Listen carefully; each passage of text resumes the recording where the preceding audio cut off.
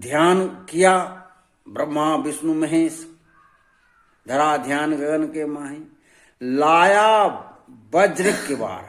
अब यहां वज्र किवार की बात कहते हैं।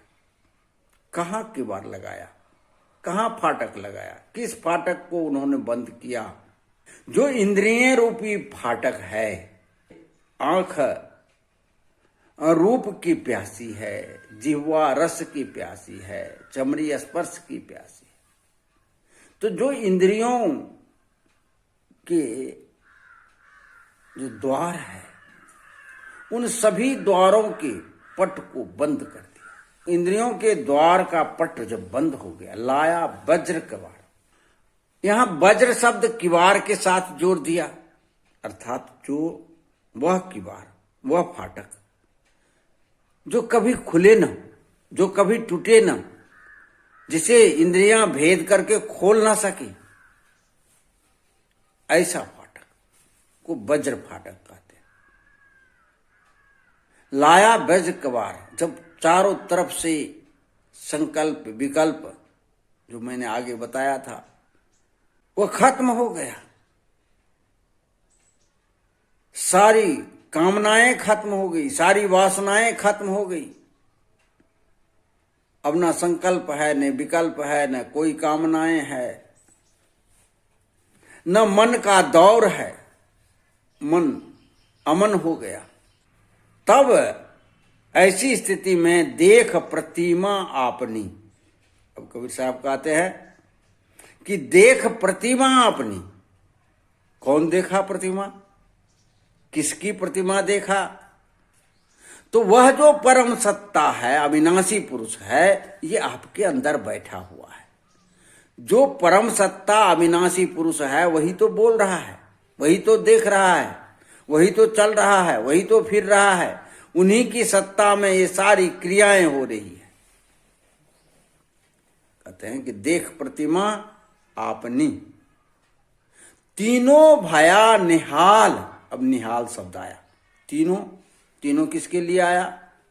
तो ब्रह्मा विष्णु और महेश के लिए, क्योंकि यही तीनों सर्वप्रथम ध्यान योग को शुरू किया और इन्हीं तीनों को सृष्टिकर्ता माना जाता है।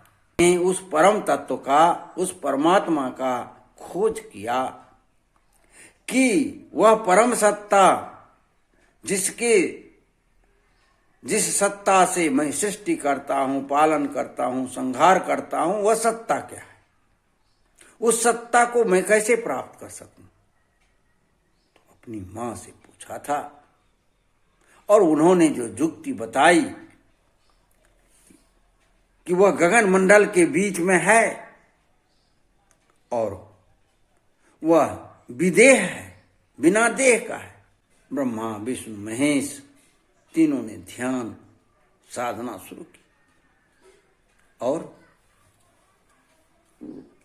सारी इंद्रियों से ऊपर उठा, मन से ऊपर उठा, संकल्प विकल्प से उठा और शून्य स्थिति को प्राप्त, सहस्त्रार्ध में पहुंचा और शून्य स्थिति को प्राप्त किया। देख प्रतिमा अपनी। अब यहां प्रतिमा शब्द आया। प्रतिमा किसकी होती है? आपकी प्रतिमा, किसी वस्तु की प्रतिमा, किसी की प्रतिमा।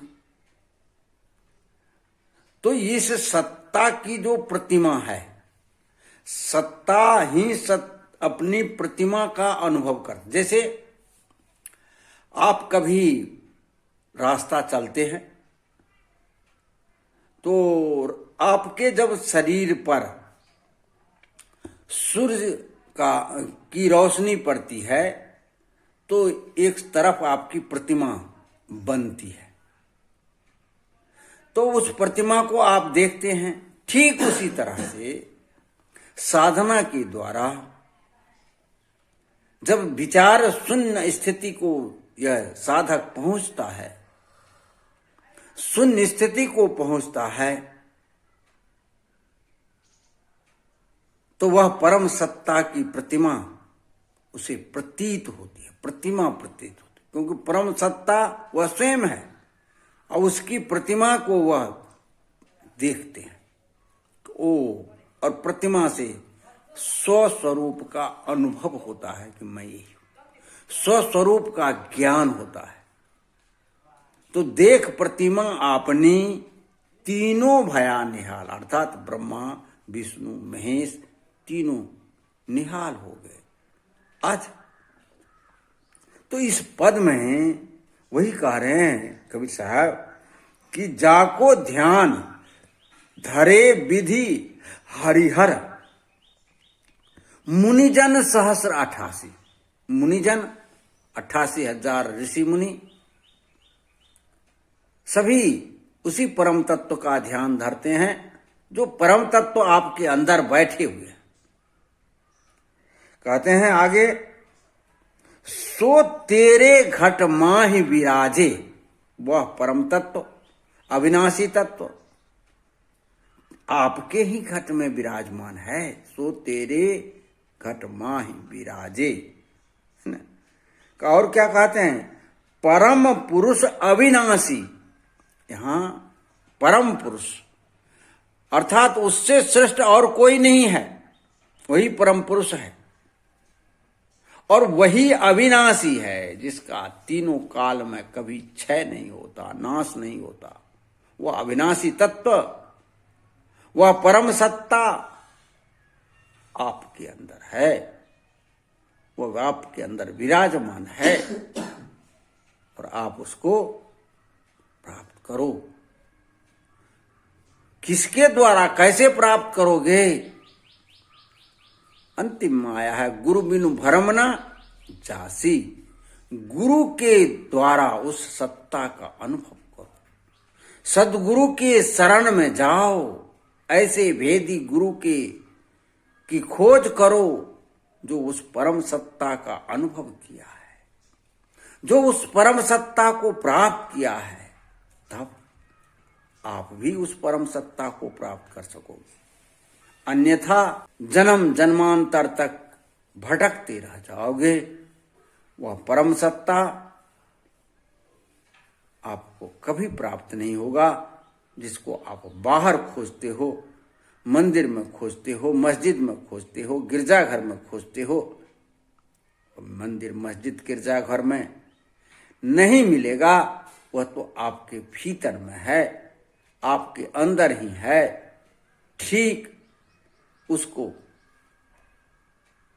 प्राप्त करने की विधि को प्राप्त करो और तुम प्राप्त कर लोगे। असंभव नहीं है, कठिन अवश्य है, असंभव नहीं है।